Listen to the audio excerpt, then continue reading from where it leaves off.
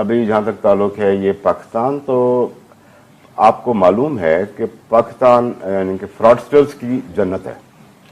جی جی، دنیا میں گارڈ منی ہو یا کوئی بزنس ہو، ایسا انوائرمنٹ جو پاکستان میں ہے، یہاں پر ریئل اسٹیٹ ٹائکونز، یہاں پر اسٹاک بروکرز، یہاں پر فارکس کے ڈیلرز، یہاں پہ بزنس مین، یہاں پہ شوگر مافیا، یہاں پر ٹیکسٹائل مافیا، یہاں پر فلور مافیا، یہاں پر چاول مافیا، یہاں پر تو سوائے مافیاز کے اور ہے ہی کیا. ہمیں تو سمجھ میں نہیں آتا کہ ہم لوگوں کی کا کیا رول ہے. رول تو یہ سارا مافیا کے پولیٹیکل مافیا آپ دیکھیں، کوئی ایک مافیا پیپلز پارٹی کا مافیا، ایک نواز لیگ کا مافیا، کہیں پر پی ٹی آئی کا مافیا، اب ایک نیا مافیا بھی آ گیا. تو یہ مافیا ہی مافیا ہیں ہم پاکستان میں. آپ یہ دیکھیں کہ یہ سارا پولیٹیکل سسٹم ہمارا ہے کیا. یہ ایکسچینج ہے، آپ نے خود بھی فرمایا کہ یہ بڑا ولنریبل ادارہ ہوتا ہے، اور اس میں جو کریشز ہیں کئی دفعہ وجوہات جب چند ایک امپورٹنٹ ہیں جن میں پتہ ہوتا ہے کہ اگر کسی ملک کی اکانومی نہیں چل رہی، فارکس ریزرو اگر اس کے کہیں ڈپ کر جائیں، یا کوئی ایسا ایونٹ ہو جائے، پولیٹیکل ایونٹ ہو جائے، یا کوئی ایسا انٹرنیشنل ایونٹ ہو جائے جس کے ساتھ آپ کی سچویشن ایز اے کنٹری جو ہے نا، جس کا آپ پہ امپیکٹ ہو رہا ہو، اس طرح کی چیزیں ہوتی ہیں جس سے فارن فنڈنگ جو ہے وہ کہیں رک جائے، یا کچھ اور ایسی چیز جو انہونی چیز ہو جائے جو اسٹاک ایکسچینج کو وہ تو یہ تو بڑی ایمیننٹ سی ریزنز ہیں، ہر ایک جانتا ہے جی کہ اس وجہ سے کریش ہوتا ہے. لیکن یہاں تک سسٹمک کریش کی بات ہے، آپ کہتے ہیں جی چیکس اینڈ بیلنس، سسٹم میں چیکس اینڈ بیلنسز ہیں. میں کہیں چند دن پہلے کہیں دیکھ رہا تھا کہ انڈیا نے ان کا جو اسٹاک ایکسچینج اس کو جو وہ کہتے ہیں سیکیورٹی اینڈ ایکسچینج بورڈ جو ہے، وہ اپنا ایک جو ہے نا انہوں نے ایک سسٹم لے کے آئے جس کو وہ جی ایس ایم بولتے ہیں، کہ جس میں وہ گریڈڈ اس کی جو مانیٹرنگ کا اپنے جو ہے نا وہ کرتے ہیں. اور وہ یہ بڑی مخصوص ایکٹیویٹی کرتے ہیں کہ اگر انہیں یہ پتہ چل جائے کہ کوئی ایک ایسا معاشی انٹرپرائز ہے جس کے شیئر جو ٹریڈ ہو رہے ہیں وہ ان کی ویلیو جو ہے ایکسٹرا آرڈنری بڑھ گئی ہے، یا اس کی ٹریڈنگ پہ کوئی بڑا زور کہیں سے ایکسٹرا آرڈنری ہو رہی ہوئی ہے، جو اس کے اکنامک فنڈامنٹلز یا اس کے اپنے جو اس کی جو پروفیٹیبلٹی ہے یا اس کی جو مارکیٹ کیپٹلائزیشن ہے اس سے زیادہ اگر ہو تو اس میں وہ دو کام کرتے ہیں. ایک تو وہ انڈر آبزرویشن رکھتے ہیں، اور دوسرا اگر وہ یہ سمجھیں کہ واقعی یہ ڈیلیبریٹلی کیا جا رہا ہے تو یہ سسٹمز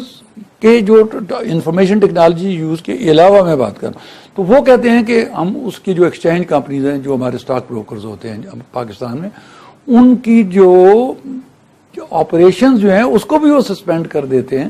تو پاکستان میں بھی کوئی فلور کا ایک کانسیپٹ تو ہے، لیکن مجھے اتنا ایلیبوریٹ نہیں لگتا جتنا انڈیا کا جی ایس ایم یا دوسرے ملکوں میں ہے. تو تھوڑا سا اس کے بارے میں مختصراً پلیز بتا دیجیے. بنیادی طور پہ نا یہ جو انویسٹر پروٹیکشن رجیم ہے یہ ہمارے قانون، ہمارے جتنے بھی لاز ہیں نا ان میں بلٹ ان ہے. جی ہمارا بھی دیکھیں، یہ آپ نے جس کی بات کی جی ایس ایم کی بات کی، میں آپ کو یس کرتا ہوں کہ یہ ہمارے سیکیورٹیز ایکٹ 2015 میں بھی، کمپنیز ایکٹ 2017 میں بھی ان دونوں کا، اور یہ ہمارا جو کوڈ آف کارپوریٹ گورننس ہے اس میں اس کے اوپر ایک بڑا ڈیٹیلڈ، اس میں 3-4 چیپٹرز ہیں اس کی انویسٹر کوئی ایک کون سا مخصوص جو افیکٹو روبسٹ طریقہ کیا ہے جس سے ان کی جو ہے نا میل ایکٹیویٹی جو ہے نا وہ کنٹرول کی جا سکتی ہے. میں آپ کو عرض کرتا ہوں، دیکھیں قانون موجود ہے، ہمارا بھی یہاں پر سرویلنس،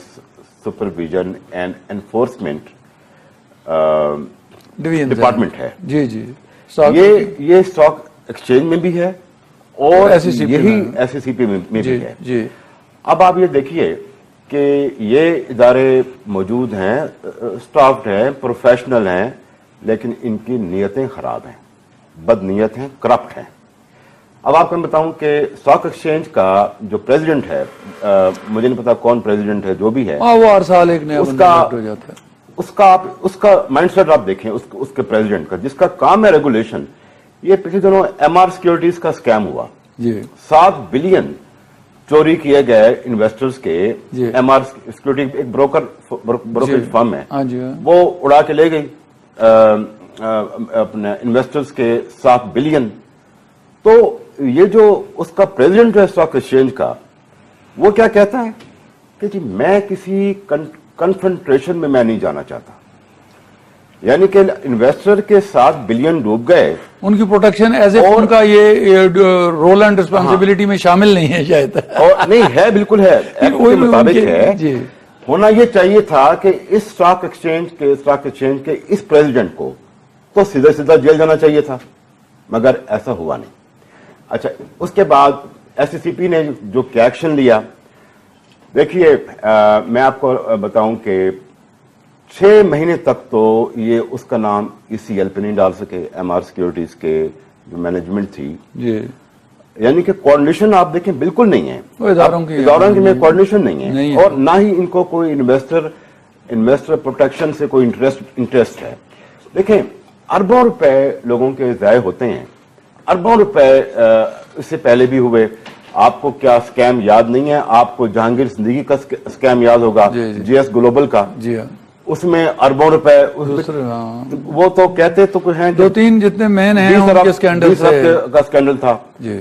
एक स्कैंडल अकील डैडी का स्कैंडल था वो, जिसमें इनसाइडर ट्रेडिंग थी जी। आप ये देखें दुनिया में ओजीडीसीएल के शेयर नहीं, उसके अलावा इसके सुई सदन का इतना बड़ा स्कैम था।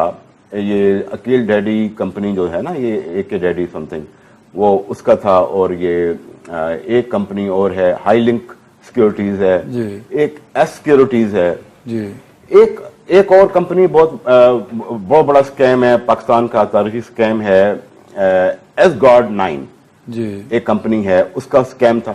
अब ये जो स्कैम था ना, ये जो फ्रॉड है, ये फ्रॉड यानी कि कोई छोटे मोटे नहीं थे, ये अरबों में थे। तो फिर ये जो इतने बड़े आपने मेजर नाम लिए, ये तो वही चंद एक लोग हैं जो स्टॉक को कंट्रोल भी कर रहे हैं, वही चला, तो इनको फैसिलिटेट क्या रूल्स एंड रेगुलेशन में कोई आप कहते हैं वो रूल्स तो अच्छे हैं, तो क्या उनकी इम्प्लीमेंटेशन नहीं है? नियत की बात है, मैनेजमेंट करप्ट है जी। बस सीधी सीधी बात मैं कहूंगा कि कोई लगी लिपटी बात करने की जरूरत नहीं है। ये कौम अच्छी तरह समझती है कि इस मुल्क में कवानीन का नफाज क्यों नहीं होता, लोगों को इसका बिल्कुल सही आइडिया है। चले तो टॉप टू बॉटम जो है ना, इश्यूज जो है वो टॉप पे हैं, top to bottom rotten management है, ठीक है। तो ये प्रॉब्लम इस वजह से आता है। अच्छा जी, अब हमारा ये वीडियो कैसा लगा, ये बात हमको कमेंट के जरिए बताते रहें। हमारी चैनल को लाइक करें, शेयर करें और सब्सक्राइब करना